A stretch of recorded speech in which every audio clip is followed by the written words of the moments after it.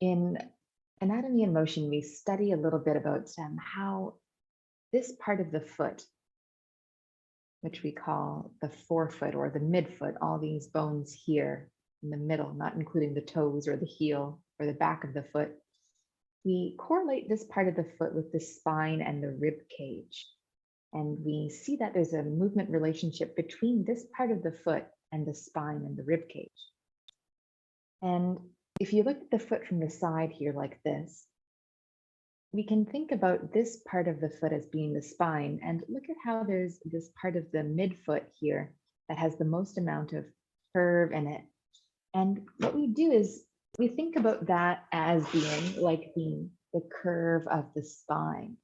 So this apex of the arch of your foot on the back of your foot, the dorsum of the foot, we consider that to be the apex of the curve of your back as well. So when the foot takes that arch and flattens it like that, which would be a pronated foot with the arch lowering, that also couples with the spine moving into that kind of flattening or extending position.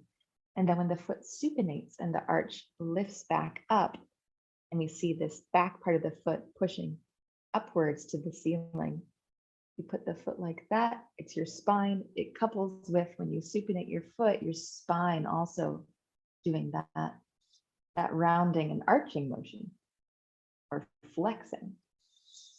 And you see that relationship happening in the frontal plane, the side to side plane as well. So when the front of the foot goes like this,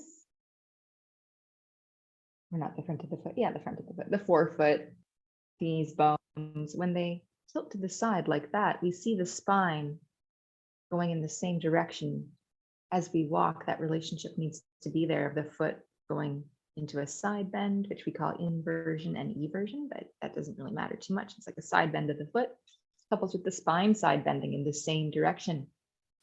And we also see that the foot can have this ability to rotate like this and like this.